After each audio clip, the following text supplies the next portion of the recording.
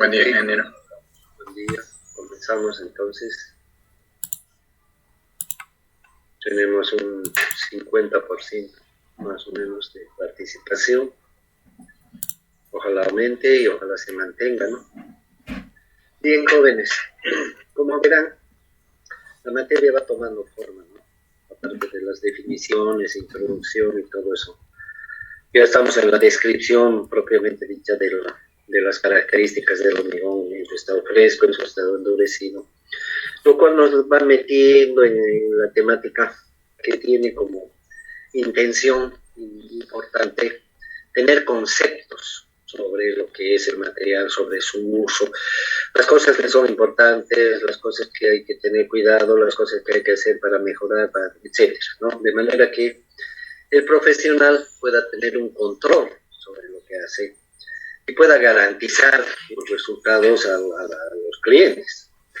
Entonces, si bien el material es un material muy noble, cuando yo estaba empezando mi profesión, jovenzuelo, conocí a un ingeniero así mayor, como yo ahora, y muy sabido en hormigón, en el trabajo.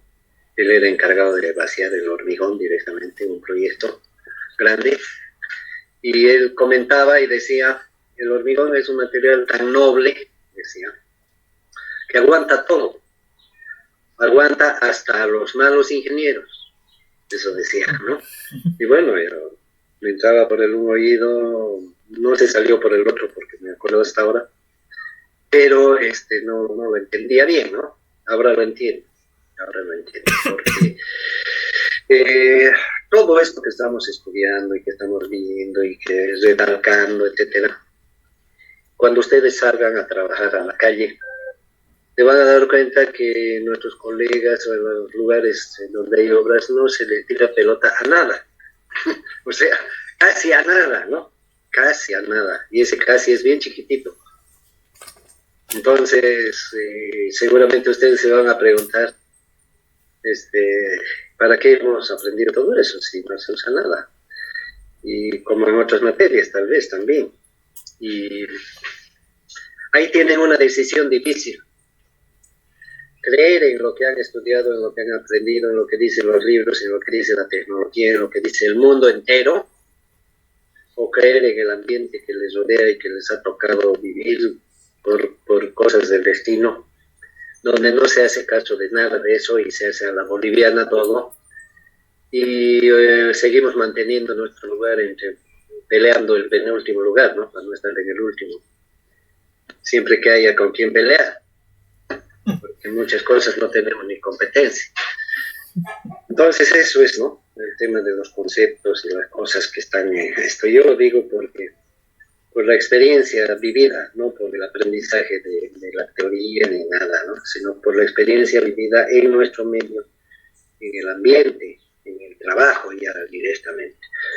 Tengo otras cosas para contarles, pero bueno, no es el momento, quizá poco a poco o nunca, no sé. Pero que son válidas, ¿no? Porque lo que es 2 más 2 se lo puede aprender cualquier rato. En cambio, hay ciertas cosas que a veces nadie nos dice, o no tenemos oportunidad de percibir por nosotros mismos, porque los escenarios en los que nos toca vivir y trabajar no son los que hubiéramos deseado. Y en nuestro medio pasa muchas veces eso. Y se hace una cadena de escenarios en los que finalmente pasamos a formar parte de eso, del rebaño, digamos, ¿no? Y no tenemos oportunidad de salir de eso porque no hay dónde, ni con quién. Así pasa, jóvenes. Entonces, valoren mucho las buenas ocasiones que tengan, valoren mucho los buenos profesionales que encuentren, valoren mucho las buenas obras en las que les toque estar, buenas entre comillas, ¿no? Porque no somos quizás los indicados para calificar o juzgar las cosas, pero poco a poco se van a ir dando cuenta, ¿sí? Y no se olviden nunca lo que están aprendiendo, lo poco que están aprendiendo en la U, porque al fin y al cabo los que somos encargados de eso, como yo en este caso, hacemos lo posible por transmitirles lo más importante, ¿no? Lo que es fundamental, porque si dejáramos todo, necesitaríamos el doble de tiempo mínimo. Ok, el hormigón fresco. volvamos a eso. Ya se ha dicho, la consistencia muy importante, y mi concepto doblemente importante. ¿Sí? Si yo fuera un docente de una universidad de Canadá, sería importante. Soy el docente de la Gabriel en Santa Cruz, Bolivia. Esa misma importancia multiplicada por 2 o por 3. ¿Por qué? Porque en nuestro medio no hay formas, no es que no haya, ¿no? Sino que no se acostumbra a usar formas para controlar el hormigón adecuadamente. Y el único escenario de actuación física real que tiene el ingeniero es en la obra. Cuando estamos en la obra, ya hemos dicho que las operaciones que se hacen en la obra con el hormigón fresco duran apenas media hora por cada porción de hormigón. Claro, se vacían 10 horas, pero 100 porciones de hormigón, 200. Entonces, cada una de ellas tiene su propio destino, cada una de ellas, de acuerdo a cómo la manejamos, cómo la dosificamos, cómo la preparamos, cómo la colocamos, etc. Cada una va a formar parte de la estructura que estamos generando. Y ojalá que toda la estructura del 100% esté bien, por lo menos bien, no estoy diciendo excelente, bien, ¿no? Aceptablemente aquí en la China, en cualquier parte del mundo. Y para eso lo único que hay que hacer es seguir las reglas, pues las cosas, justamente las cosas que estamos intentando aprender. ¿Okay? Entonces, con esa aclaración, insisto en que la consistencia es clave, ¿no? Es un factor muy importante porque a través del control del uso adecuado de la proporción de agua en el momento del vaciado, del trabajo, estamos controlando no solamente la calidad del mismo trabajo que estamos haciendo, sino estamos controlando la calidad del hormigón a largo plazo. Estoy hablando de 10 años, 20 años, 30 años, 40, 50, 100 años, estoy hablando de eso. Entonces, imagínense la responsabilidad que tenemos. Y como no podemos acompañarle al hormigón 100 años, ni siquiera cuando acabe la obra ya desaparecemos de ahí, entonces el momento clave es el vaciado. Fíjense que después del vaciado ya no tenemos un rol directo en el hormigón, ya no lo podemos tocar, ya no lo podemos cambiar de ninguna forma, por más que nos hayamos arrepentido de no haber hecho algo bien que deberíamos haber hecho. Ya no hay remedio, por decirlo así. Entonces, muy importante la consistencia, el grado de fluidez adecuado. No sé si tienen alguna opinión sobre esto. ¿De qué manera podemos controlar, cruzando los dedos? Ingeniero. ¿De qué manera? A ver, espero que esté entendido. Ingeniero, disculpe. Sí, diga.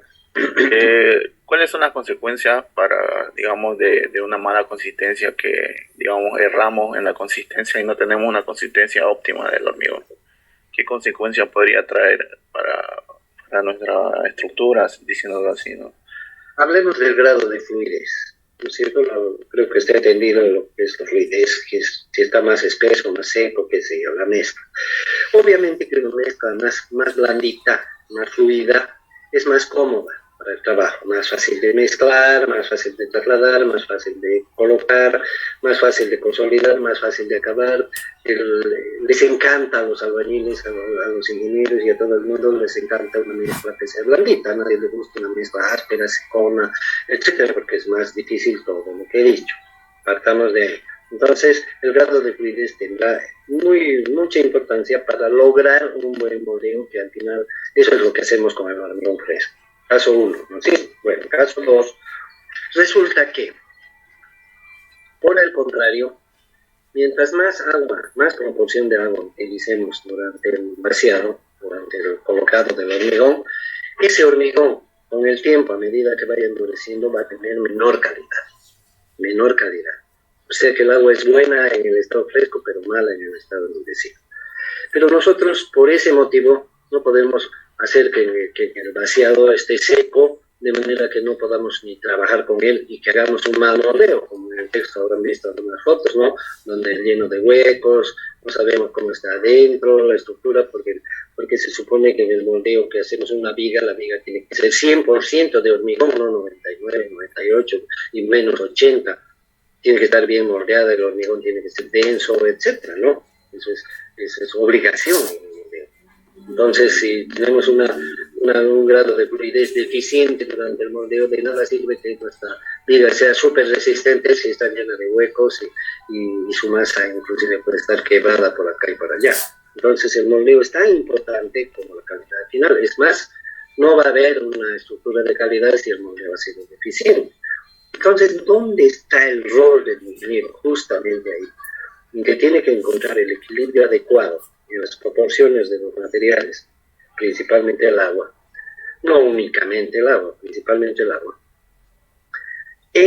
durante el moldeo, de modo que la calidad final del hormigón de aquí a 10, 20, 100 años sea la que se espera que sea. Es decir, que sea una calidad buena, ¿no? Buena dentro de los parámetros que hemos fijado. Eso es, concretamente. Entonces, no sé si eso responde a la pregunta, ¿no? Y bueno, una complementación para entenderlo todo completamente sería de que cada caso, no todos los casos requieren la misma consistencia ni la misma resistencia. Hay estructuras que necesitan resistencias sumamente altas, otras medianas, ninguna necesita una resistencia mala, ¿no? Todas puede ser regular, o buena o muy buena.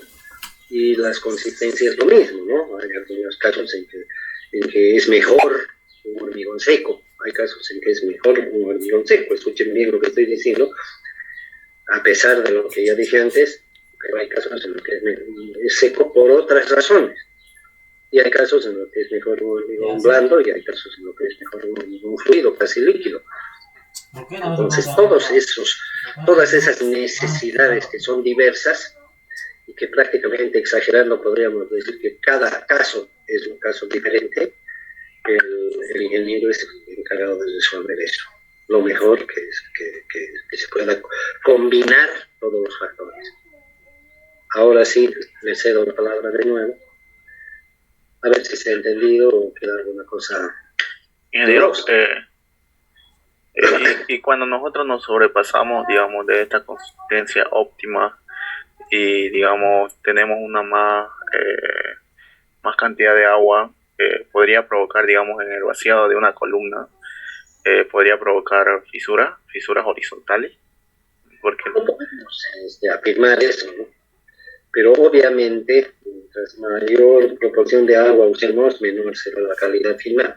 Ahora, si nosotros hemos previsto, porque hay maneras de hacerlo y lo vamos a aprender en este curso, si nosotros hemos previsto una proporción de agua adecuada para el moldeo y que esa cantidad de agua también sea adecuada para obtener la resistencia y la calidad final, no hay ningún problema. Lo único que tenemos que hacer es cumplir con eso.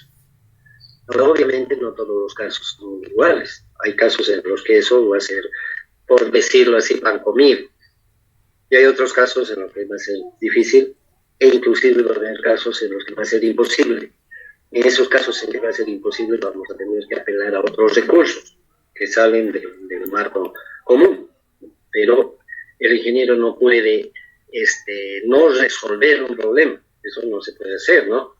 Es mejor que seamos honestos, digamos al propietario, porque nos contratan, no puedo hacer, búsquese a alguien que pueda, ¿no? Lo que no podemos es hacer mal las cosas. Entonces no puede darse ese caso, ¿no? Tiene que estar bien las dos cosas. El moldeo en el estado fresco y la calidad en el estado endurecido. Tienen que estar bien las dos, tienen que. No es que más o menos, no, nada, tienen que estar. Ningún tipo de fisuración, ningún tipo de daño estructural es justificable, nunca, en ningún caso. Eso no quiere decir que aparezcan. Hay dos razones por las que pueden aparecer fallas en una estructura. Uno, porque está mal hecha, la más común, por cualquier razón, ¿no? Que algo no se hizo bien y el resultado está a la vista. Algo pasó porque algo no se hizo bien. Primera razón. Segunda razón, la más escasa, la más extraña, la más difícil de que ocurra. Porque a pesar de haberse previsto, todo ocurrió por algún fenómeno extraordinario, ¿no? Entonces, son las dos posibilidades para que las cosas salgan mal. De las dos posibilidades, ¿cuáles creen que son las más comunes de todos los días en nuestro medio? La primera, ¿no? Sí. Entonces, ¿responsabilidad de quién? De nosotros, de nadie más.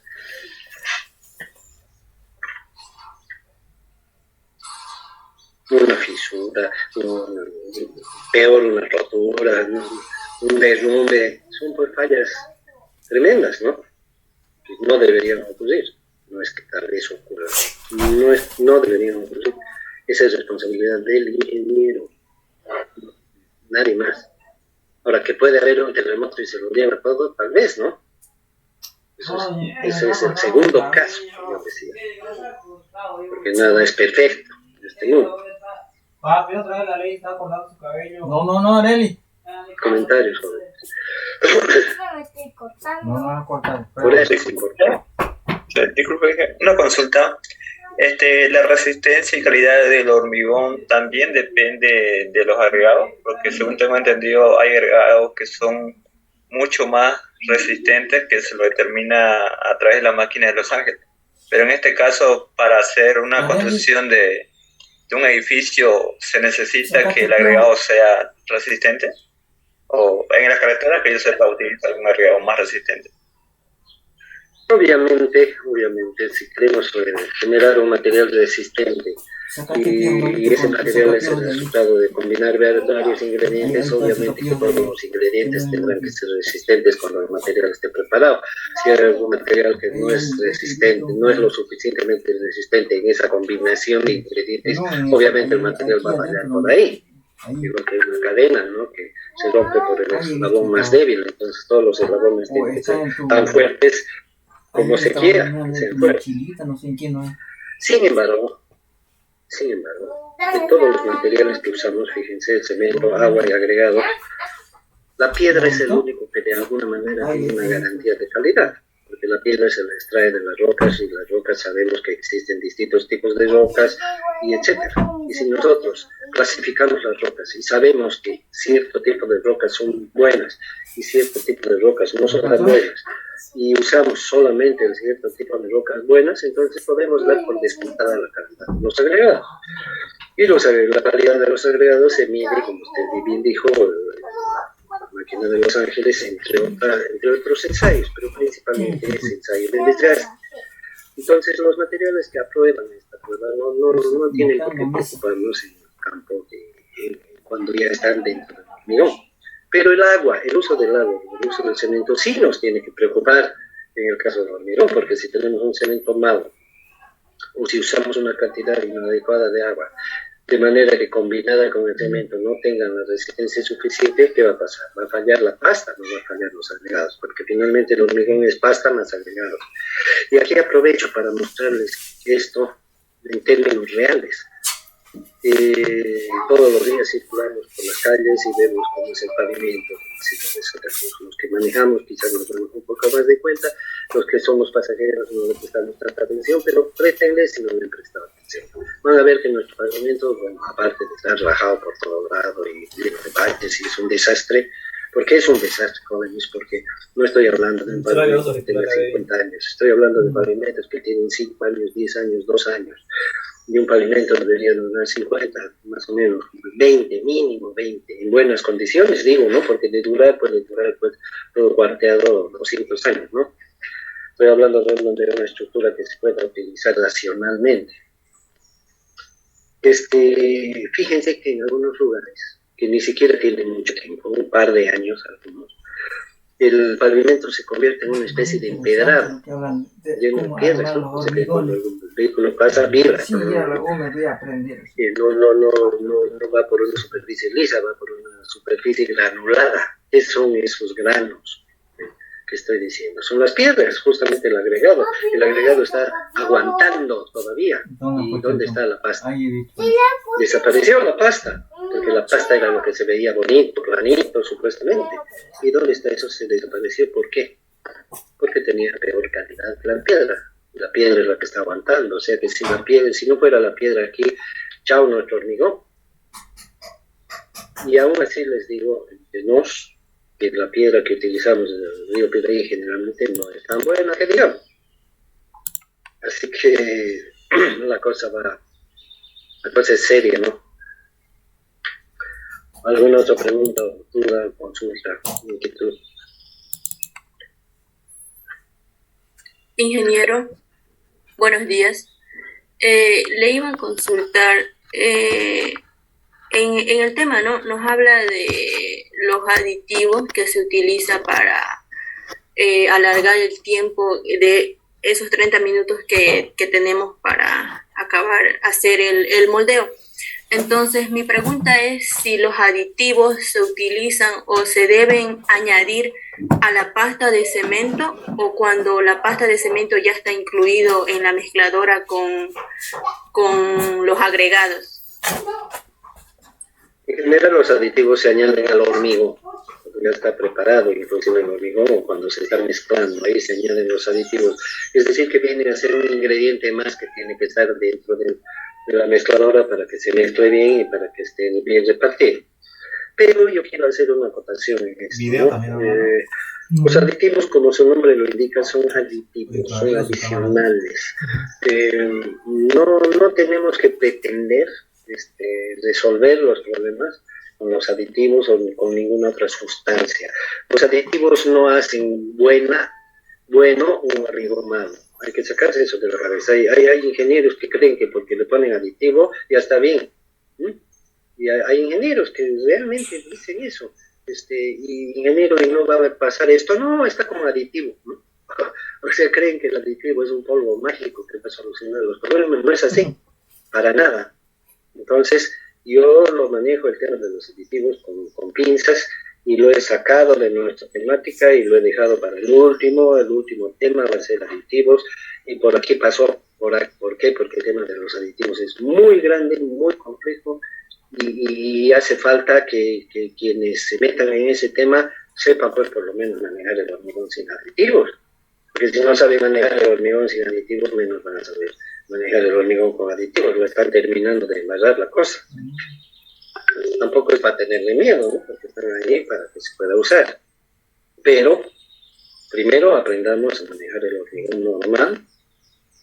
En nuestro medio el 90 y no sé cuánto por ciento, pero por lo menos el 95% de los casos no requieren aditivos. Y el otro 5% será que requieren, será, ¿no? O será capricho del ingeniero para mandarse la parte, o para qué será. Hay que preguntarse eso. Así que si nosotros sabemos manejar bien el hormigón normal, sin ningún tipo de aditivo ni cosas raras, con los materiales locales, porque no nos queda otro, bueno, hemos avanzado el 90-95% de la situación. El otro 5%, no, metámosle también con otras cosas, pero primero manejemos el 95%, no a la inversa. Ingeniero, he oído escuchar que cuando necesitamos aumentar lo que es la fluidez del hormigón, que sea más trabajable, lo recomendable, según, entre comillas, es echar aditivos, porque si echamos agua va a afectar a la que es la calidad y resistencia del hormigón. No sé, la verdad, cómo insistir con esto, ¿no? Acabo de decirlo y lo he dicho anteriormente también, pero insisto. Es como el médico. A ver, si yo voy al médico con un resfrío, y él me observa y me ve todo y dice, así, tiene un resfrío, no me dice, pero piensa, tiene un resfrío. ¿Cuál es la solución para el resfrío? Me da pues alguna pastilla, alguna cosa, porque el resfrío no se cura, ¿no es cierto? Tiene que seguir su curso, me da algo para el dolor de cabeza, para el malestar y punto, y me dice, tome esto y chao. Ni siquiera me dice, vuelva, nada. Pero si el médico ve que tengo alguna otra cosa, el paciente tiene alguna otra cosa más complicada, que no sabe, ni siquiera él sabe qué es, pero lo tiene que cuidar, entonces le da antibióticos, le pide exámenes, etcétera, ¿no? Actúa en consecuencia. Entonces el médico no puede a un paciente que va y que sabe que tiene resfrío, darle antibiótico, darle esto, ¿para qué? ¿Para protegerle al paciente o para protegerse él? Para que no le pegue, por si acaso. ¿A costa de qué? De la salud del paciente. Porque el paciente no necesita eso, pero le está recetando eso por si acaso, para cuidarse él, para no pelarle, para que no vuelva el paciente y le diga, sigo enfermo. Entonces el ingeniero tiene que estar también de la misma manera. Su compañero dice que si no tiene la fluidez necesaria, echémosle aditivo. Echémosle aditivo pues cuando haga falta, no cuando no hayamos hecho lo necesario para que sí se pueda trabajar sin aditivo. ¿Por qué digo esto? Porque el aditivo no solamente no solamente es un campo aparte, sino que además tiene su costo. Igual que el antibiótico tiene su costo. El médico le va a hacer comprar al paciente sin motivo antibiótico cuando no lo necesita. El ingeniero le va a cobrar a su propietario, a su cliente, le va a cobrar aditivo cuando no lo necesita. Entonces, una línea roja bien clarita, hormigón normal y hormigón especial. En el texto creo que he sido claro en eso, ojalá se tome en cuenta, no es obligatorio porque ustedes van a ser ingenieros por su cuenta, no conmigo, pero son cosas válidas, son cosas válidas. Si yo empiezo de entrada a utilizar aditivo para esto, aditivo para lo otro, pierde sentido el asunto, ¿no? Es como que el médico les opere a todos sus pacientes, ya cirugía, ¿no? Y pierde sentido, el médico ya no va a ser capaz de reconocer un resfrío. Yo no sé qué hará en el quirófano para curar un resfrío, no sé qué hará. ¿Alguna otra cosa, jóvenes? No hemos tocado nada de los temas de hoy. Trabajabilidad, hermana mayor o menor, no importa, de la plasticidad y la consistencia. ¿Por qué hermana? Porque en los tres casos el agua juega un papel fundamental, es el apellido paterno. Y el apellido materno, en el caso de la plasticidad, son los finos, tal como hemos dicho, y en el caso de la trabajabilidad son los agregados, ¿correcto?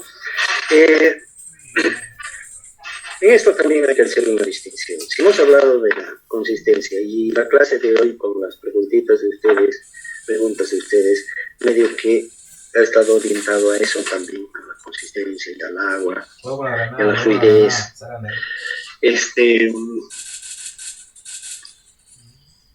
Si bien eso es muy importante, en mi opinión, muy importante, más importante que todo lo demás, en mi opinión, especialmente en nuestro medio, ¿qué pasa con la plasticidad y la trabajabilidad? Yo diría que están en otro nivel de la fluidez. La fluidez es básica, importante y punto, y ahí no hay discusión. La plasticidad está un poquito por encima de eso. ¿Por qué? Porque la plasticidad es un requisito para lograr mejores resultados. Como decir, la plasticidad es el maquillaje, ya, ¿no? O sea, lo principal es la vestimenta, pero el maquillaje es un complemento. La plasticidad es el maquillaje del hormigón para que se vea bien, porque el moldeo es la forma y la textura. Y depende del caso en que queramos que tan bien se vea y que tan difícil es lograrlo, la plasticidad juega un papel importante. Entonces está un poquito por encima. ¿Por qué? Porque hay algunos casos donde la apariencia no es tan importante, digamos una zapata, ¿no? En una zapata que será importante la apariencia, no tanto, pero sí de la forma, ¿no? Entonces la plasticidad tiene su presencia, pero no es tan exigente, como en otros casos, pero hemos visto y algunas fotos que hay en el texto. Ok. La trabajabilidad está por encima de ambas. ¿Por qué? Porque la trabajabilidad solo le va a interesar a un ingeniero muy metido en su trabajo, ¿no? Un ingeniero que no solamente le importe hacer un buen moldeo, no solamente le importe la plasticidad, no solamente le importe la buena consistencia y la calidad de los hormigón fino, sino que también le importe el rendimiento y la economía de su trabajo, es decir, los buenos resultados de su gestión, no solamente como hormigonero, sino como constructor. Y para eso el dinero es lo que cuesta para pagar la mano de obra, para pagar los equipos, para pagar el mezclado, para pagar el vaciado, para pagar todo, ¿no? Entonces, ¿cómo se mejora eso? ¿Cómo se reducen costos a través de los rendimientos? ¿Se cortó, jóvenes? ¿Me escuchan? No, sigue. Sí, se le escucha, ingeniero. Bueno, pero ya. Entonces les decía, en la trabajabilidad hay una visión un poquito mayor, porque la trabajabilidad no se mira, la trabajabilidad no se mide tampoco, sino que se siente. ¿Quién la siente la trabajabilidad? Todos los que trabajan, el que carga, el que mezcla, el que coloca el hormigón, el que acaba el hormigón, etc. ¿Y el ingeniero qué hace ahí? Porque el ingeniero no agarra ni la pala. Pero el ingeniero, ¿qué hace? Mide los resultados, mide en qué tiempo se mezcla, en qué tiempo se carga, en qué tiempo, con cuánta gente, con qué máquinas, con qué potencia, con qué equipos, ¿verdad? Eso. Y todo esto se traduce en qué? En dinero. Entonces la trabajabilidad depende de tener buen personal, la mayor economía depende de tener mejor personal, mejor equipo, mejor material, mejores moldes, mejores condiciones, mejor clima, mejor todo. El ingeniero tiene que velar por eso en su obra, ¿no es cierto? Porque de otro modo no le va a salir tan bien, va a tardar más, va a gastar más, va a necesitar más mano de obra, va a necesitar mejor mano de obra, va a necesitar mejor equipo, etcétera, ¿no? O sea que va a tener que gastar más. Entonces, un ingeniero integral que no solamente va a ver que la maestrita esté bien, sino que todo salga bien, tiene que preocuparse por la trabajabilidad. Dentro de la trabajabilidad, que es sinónimo de trabajo, y a mayor trabajo, mayor costo. Un factor importante es el propio material. ¿De qué sirve tener un buen maestro, buen equipo, todo bueno, hasta buen ingeniero, si el material está mal? Entonces el material también tiene que formar parte de esas cosas buenas para que la sumatoria sea la adecuada. Y la trabajabilidad del hormigón se la logra agua, primera cosa, y la granulometría de los agregados. ¿Sí? Y esto está bastante desarrollado. El tema de las granulometrías es muy importante. A mí me parece no solamente importante, sino me parece interesante, porque si se dan cuenta, en el hormigón tenemos cemento, agua y agregados. El cemento lo compramos fabricado, el agua la usamos de la que tenemos. ¿Dónde es donde puede actuar el ingeniero? Los agregados es lo único que puede actuar el ingeniero. Es el único que puede intervenir para que sean mejor los agregados o para que sean peor. No puede intervenir en el cemento para que sea mejor. Lo único y peor en nuestro país que A, B, C, D, E, todos son iguales porque no se sabe cuál es mejor y cuál es peor. Porque no hay exigencias, ni pruebas, ni entes que controlen la calidad, nada. Tenemos que, generalmente nos inclinamos por el más barato y punto. Y el agua es la que usamos y se acabó. Entonces, en el único campo en el que podemos actuar realmente y poner nuestra firma es en los agregados. Y la granulometría es uno de los factores importantes. ¿Qué hace la granulometría? La buena granulometría hace que la trabajabilidad sea mayor. Ese es el papel que juegan los agregados dentro de la mesa. Porque lo que realmente se moldea, como dijimos en la plasticidad, es la pasta de cemento más finos que tienen los agregados todo combinado en una masa. Pero dentro de esa masa están los agregados. Y los agregados pueden perjudicar o favorecer la trabajabilidad. Un buen hormigón con alta trabajabilidad es un hormigón que favorece el trabajo, reduce los costos, reduce los tiempos. Y parece una cosa abstracta, ¿no? Porque no se puede ver, solamente se llega a esa conclusión comparando un trabajo con otro, haciendo todos los números y viendo cuánto se gastó en este y cuánto se gastó en otro. Y por qué, nos preguntamos, ¿y por qué? Si todo era igual, menos los agregados, entonces ahí podemos recién determinar si hay alguna diferencia. Estamos hablando de cosas integrales, ¿no? De obras buenas, donde todas estas cosas se ven, no son una hipótesis, sino son una realidad. Luego viene el tema del hormigón endurecido, ¿no? Donde entramos al hormigón en su estado sólido. El estado sólido se caracteriza por tres cosas, ¿no es cierto? Número uno, que tiene una forma, no es como el hormigón fresco, que es una masa blanda, amorfa, sino que tiene una forma determinada, forma de mesa, forma de silla. Y esa silla o esa mesa o esa pizarra o lo que sea tiene dimensiones, largo, ancho, altura, estamos hablando de forma y dimensiones. Y además los sólidos tienen una capacidad, para no permitir una capacidad relativa, por supuesto, para no permitir que ningún agente externo ni interno lo deforme, lo rompa, lo desgaste, lo altere en su estructura, la estructura de su masa, ¿no? Entonces, esa oposición que presenta el material, ese grado de oposición, le llamamos resistencia. Hay algunos materiales que son más fuertes en eso y otros que no tanto. El hormigón se considera un material resistente, por eso se lo usa para estructuras. Y bueno, una de nuestras misiones es que se cumpla todo eso en el estado endurecido. Pero para ir en orden, en el texto primero se habla de las dimensiones. Y nosotros vemos el edificio del frente en la mañana, en la tarde, en la noche y lo vemos igualito. Pero si fuéramos y lo midiéramos con algún aparato especial que nos permitiera mucha precisión, seguramente descubriríamos que en la mañana mide una cosa, a mediodía mide otra cosa, en la tarde otra dimensión y en la noche otra. ¿Qué está pasando aquí? Pues ese edificio o esa estructura se está moviendo todo el tiempo, está cambiando de dimensión, está creciendo y se está achicando, está creciendo y se está achicando todo el tiempo. 24 horas al día, todo el año, todos los años. Entonces, fíjense, ¿eso será importante para la ingeniería? Claro que sí, ¿no?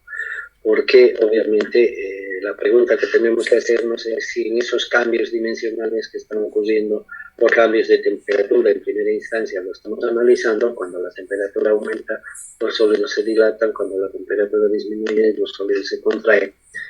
La pregunta del millón es si esos cambios dimensionales de contracción están alterando la estructura, la calidad del sólido, que nos interesa mucho, ¿no? ¿Qué tal si esas dilataciones en cada que se dilata se va bajando un poquito, por decir algo, y después de 10 dilataciones el edificio se rompe, ¿no? ¿Qué tal sería eso? Exagerando.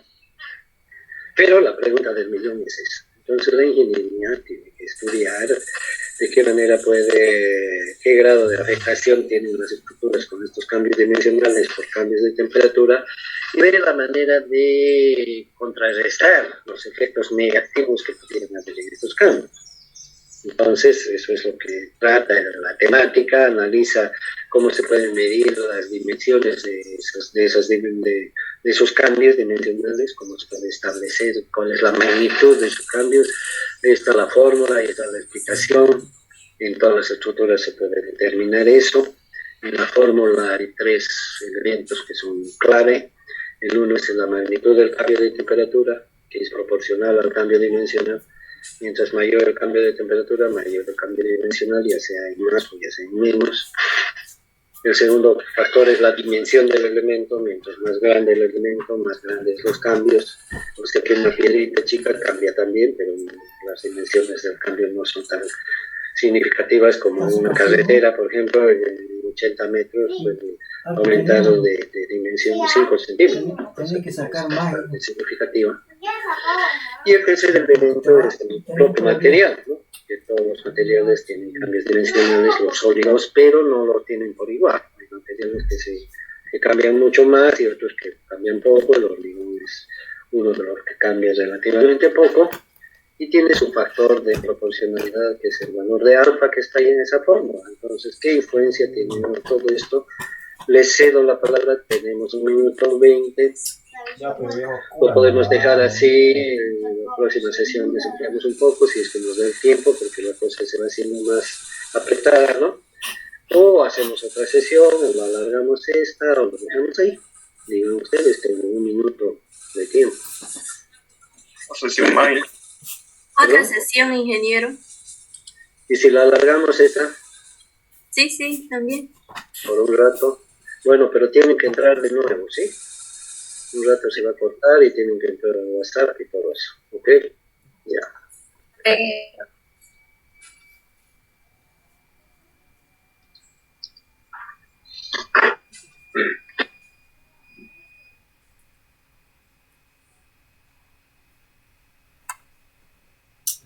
No te lo voy a ayudar.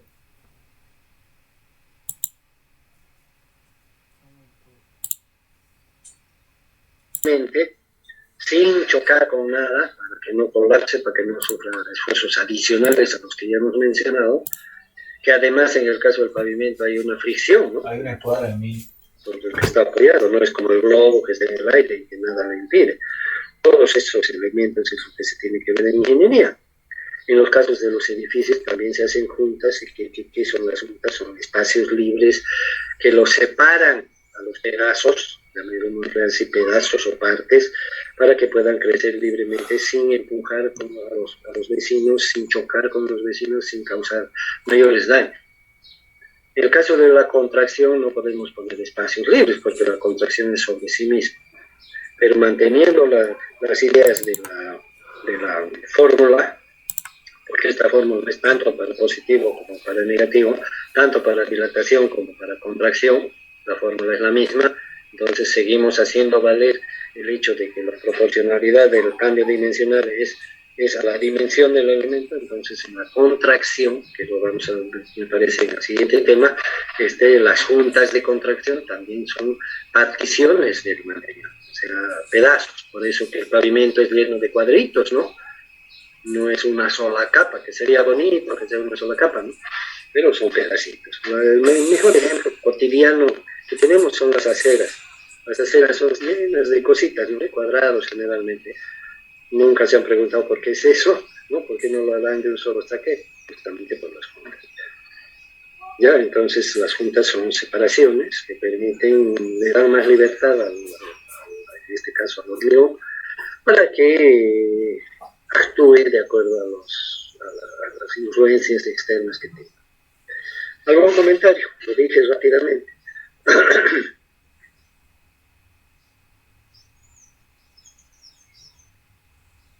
Obviamente estos espacios, en la mayoría de los casos, no se pueden dejar libres, ¿no? Espacio quiere decir libre, vacío. No se puede dejar vacío en las estructuras, se llena de polvo, se llena de basura, se llena de bichos, se llena de plantas, qué sé yo, entra agua, suciedad, ¿no? Entonces, hay tratamientos para los distintos tipos de juntas en los edificios, para las paredes, para los pisos, para los cielos falsos o cielos rasos, en los pavimentos, para el tratamiento en el propio piso, ¿no? Y los diferentes tipos de estructuras, en los puentes, todo eso está explicado en el texto. Sean curiosos si es que no lo han visto, véanlo, es interesante, ¿no? Yo quiero explicar Sí, sí. una consulta.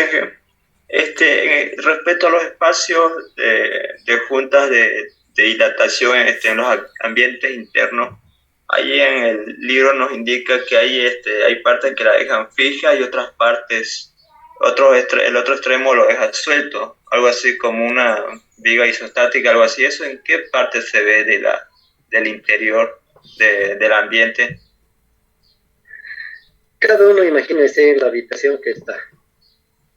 Imagínense que en esa habitación, por X o Z motivo, en medio piso hay una junta. Se hizo una junta. No debería, pero supongamos, en medio piso. No la podemos dejar, no podemos dejar un hueco que sea, digamos, de 3 centímetros. No le podemos dejarlo un hueco, porque va a entrar agua, suciedad. Entonces decidimos taparla. ¿Con qué? Con una planchita metálica. Buscamos una planchita metálica de 4 centímetros, digamos, porque como son 3 máximo cuando está abierta, y seguramente se cierra hasta 2 centímetros porque se mueve, ¿no? La junta, de acuerdo a los materiales vecinos que se contraen y se dilatan. Entonces supongamos que el máximo 3, entonces nos buscamos una planchita alargada que mide 4 centímetros. Si nosotros clavamos esa planchita en ambos extremos, no va a funcionar pues la junta, ¿no? Cuando los materiales crezcan o se achiquen, van a reventar la planchita y va a saltar, ¿no? Entonces, ¿qué hacemos? La fijamos en un solo costado. De manera que cuando las partes se muevan, la planchita se va a desplazar. Y como tiene 4 centímetros, que es más que 3, entonces siempre va a estar el huequito tapado. ¿Se entendió? Sí, una consulta más. Decía también, no supe encontrar la definición de materiales particularmente cualitativos en los muros exteriores. ¿A qué se refiere con eso? No supe encontrar la definición. Haremos una junta es dinámica, o sea, se mueve, se abre y se cierra. ¿Qué pasa si yo la relleno de yeso, por decir? Entonces, el yeso es rígido. Cuando el espacio se achique, el yeso se va a romper. Si es que no se rompe el edificio, digamos, ¿no? Porque si es que en vez de yeso es un material muy fuerte, va a aguantar el material y el edificio no va a aguantar, se va a colapsar. Entonces, por lógica, tengo que ponerle un material blando, un material elástico, digamos una esponja. Le pongo una esponja, entonces cuando la junta se cierre, la esponja se va a achicar, cuando la junta crezca, la esponja se va a agrandar, funciona perfectamente. Pero ¿qué pasa si, digamos, la máxima dilatación son 3 centímetros? Y el espacio tiene 3 centímetros. Yo le pongo una esponja de 3 centímetros. ¿Qué pasa si la dilatación llega a los 3 centímetros? ¿Qué va a pasar con la esponja? No se va a esfumar la esponja. Se va a apretar al máximo, qué sé yo, digamos que se puede reducir a 3 milímetros, pero más allá de 3 milímetros no se puede reducir. Entonces va a ser un obstáculo para la dilatación. Por lo tanto, la junta no tiene que ser la esponja no tiene que ser de 3 centímetros, ni la abertura no tiene que ser de 3 centímetros, tiene que ser de 3 centímetros más 3 milímetros para que cuando eso ocurra la esponja siga viva y siga funcionando, ¿correcto? Entonces, según el tipo de tratamiento que le hagamos a la junta, según el tipo de material, tiene que ser adecuado, tiene que ser flexible. Uno, si es que es una junta externa que está expuesta a la intemperie, por ejemplo, como esta junta que usted menciona en la fachada de los edificios, le da el sol, le da la lluvia, le da el viento, le da la tierra, le da la nieve, le da todo. Cambios climáticos, tiene que ser un material resistente, no le puedo poner cualquier cosa. Primero. Segundo, tiene que ser elástico, ¿no? Para que se deforme junto con la junta. Tercero, tiene que ser estético, ¿verdad? Porque está afuera en la fachada. Cuarto, tiene que poderse adherir a las partes para que no se caiga, ¿no? Cuando no esté muy presionado, que no se salga. Entonces, todas esas cualidades, entre comillas, y tal vez alguna otra, son los tipos de tratamiento que se tiene que hacer a las juntas según el caso. De modo que la junta funcione y que la junta se mantenga en el tiempo. ¿Qué hacemos acá en Santa Cruz, por ejemplo, con el pavimento? Han debido ver esas rayitas que quedan, esos huequitos que quedan. ¿Qué son esos huequitos? Son juntas. ¿Qué hacen en nuestro medio? Compran el alquitrán más barato de la ferretería, lo calientan un poquito y lo rellenan, le riegan la junta y ni siquiera la riegan bien. Sean observadores, miren un poquito para abajo cuando están caminando. Van a ver que en muchos casos la junta es una línea recta y la regada del alquitrán es una viborita, o sea que les falla el pulso, ni siquiera usan alguna cosa como para que vaya recto. Y no lo arreglan eso, lo dejan así. Bueno, pero supongamos que no es así. Y supongamos que lo rellenan bien. Entra ese material, pero ese material no tiene las cualidades necesarias para funcionar como un elemento para junta. Entonces, cuando calienta mucho el sol, se derrite, se pega a las llantas de los carros, se pega a los zapatos, se sale poco tiempo y la sellada de la junta queda arruinada. ¿Qué se llama eso? Irresponsabilidad del ingeniero. Mala construcción. ¿Qué se hace cuando algo sale mal? Se castiga, no se paga, se multa, no se lo vuelve a contratar. Bueno, pero aquí no pasa nada de eso, porque toda la ciudad está llena de esas cosas. Entonces, esos son los requisitos para hacer cualquier cosa, no solamente en ingeniería, en artesanía, en medicina, entonces sigue ciertos protocolos. El profesional está obligado a cumplirlos. No es decir, rellénelo con masilla, ¿no? No es así. Cada caso tiene sus tratamientos. No tenemos que resolver ni inventar nada, ya lo han inventado otros por nosotros. Lo único que tenemos que hacer es hacerles caso y repetir lo que ellos han hecho y nos recomiendan, y ni siquiera eso queremos hacer bien. Entonces no sé cuál será la figura, ¿no? Pero como lo estamos aprendiendo, supongo que espero que sirva para algo. En el caso de los pavimentos es crítico el asunto, ¿no? Porque el pavimento está expuesto al agua, a la nieve, al granizo, al viento, al mal uso, a las cosas que derraman los carros, que se llevan aceites, grasas, a un montón de cosas, ¿no? Entonces el tratamiento de las juntas de las carreteras y las calles tiene que estar bien hecho para que dure y para que se comporte bien, ¿no? El pavimento. Y para que no se arruine la base que soporta el pavimento, porque si nosotros dejamos una abertura en el pavimento y el agua entra por ahí, más tarde o más temprano la base se daña y el pavimento se rompe. Y por eso la ciudad está llena de rajaduras. ¿O me estoy inventando? ¿Es cierto o es mentira? Aparte que el hormigón es malo, ¿no? Aparte. Solamente hablando de las juntas. Ahora, si sumamos ambas cosas, listos para la foto. Ingeniero, Sí, diga. esta junta, no, hablamos, ¿no? Que si aumenta la temperatura hay mayor dilatación y si disminuye se contrae.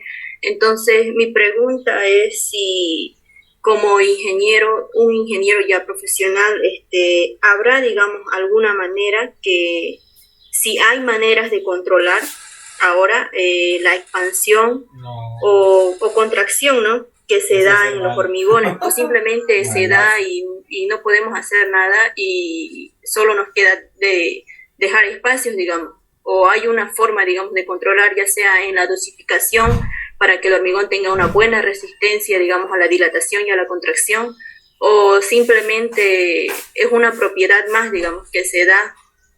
Eso es mi pregunta. Cuando hablamos de un hormigón de calidad, no solamente está, y eso lo vamos a hacer énfasis cuando lleguemos al tema de resistencia, muy pronto. Cuando hablamos de calidad de algo, estamos hablando de calidad de todo, calidad integral. No estamos hablando, en el caso del hormigón, no estamos hablando de calidad del hormigón solamente para que cuando se rompe la probeta del laboratorio de bien. No estamos hablando solo de eso. Estamos hablando de que no se raje, de que no se rompa con el tiempo, con el mal uso, con la dilatación, con la contracción, con la lluvia, con el terremoto, qué sé yo. Estamos hablando de una capacidad integral, de una calidad integral. No estamos hablando solamente de que resista las cargas que supuestamente tiene que soportar. ¿Ok? Entonces eso para empezar. No es que puede ser bueno para las cargas y malo para la dilatación. No. Entonces tiene que ser bueno integralmente. Si tiene esa calidad, tiene esa calidad. Número 1. Número 2. Los cambios dimensionales por cambios de temperatura. En el caso de que la temperatura, los cambios de temperatura sean por el medio ambiente, nosotros no podemos controlar. No podemos controlar que haga más calor, que sé yo, que haga más frío. No podemos controlar eso. Pero sí podemos prever. Igual que cuando va a llover, sacamos un paraguas, no podemos evitar que llueva, pero sí podemos prever para que no nos moje. Entonces, del mismo modo, podemos prevenir que en las estructuras no haya daños ante esos cambios que además ya los conocemos. Salvo que sea un cambio extraordinario, cosa que puede pasar. Puede ser que el paraguas que llevamos para una lluvia no nos sirva de nada, que llueva tan fuerte que hasta destruya el paraguas. Pero estas cosas son cosas extraordinarias, ¿verdad? Que están fuera de las previsiones.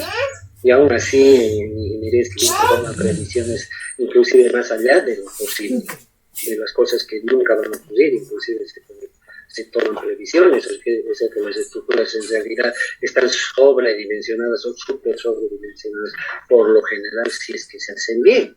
Eso es bien, ¿verdad? Que tenga que aguantar todo entre comillas.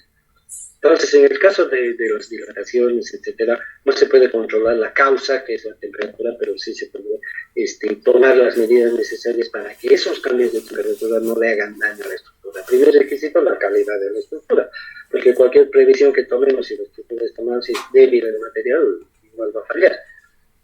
Segunda medida, la solución que se ha inventado son las juntas. Las juntas tienen que estar bien hechas, las juntas tienen que estar bien dimensionadas, las juntas tienen que estar bien previstas donde se tienen que hacer y cómo se tienen que hacer. Entonces, si todo se hace bien, si la sumatoria de bien, más bien, es un bien grande, entonces se supone que no va a ocurrir nada malo. Esa es la idea de la ingeniería y de toda profesión. Llegar a eso cuesta trabajo y hace falta esfuerzo, ¿no? No es facilísimo.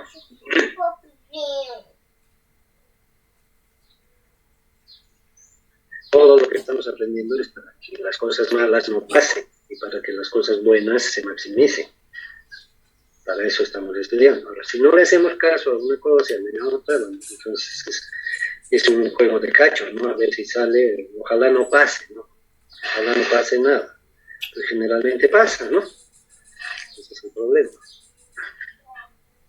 ¿Alguna otra cosa, jóvenes? Nada más.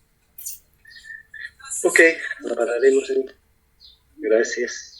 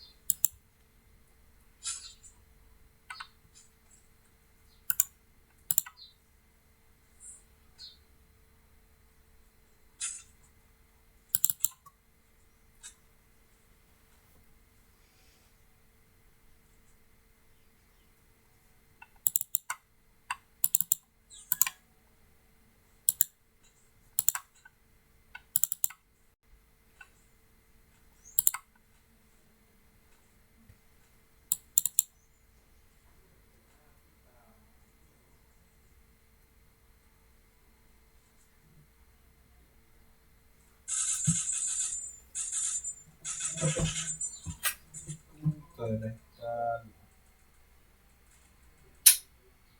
Mieche. ¿Qué?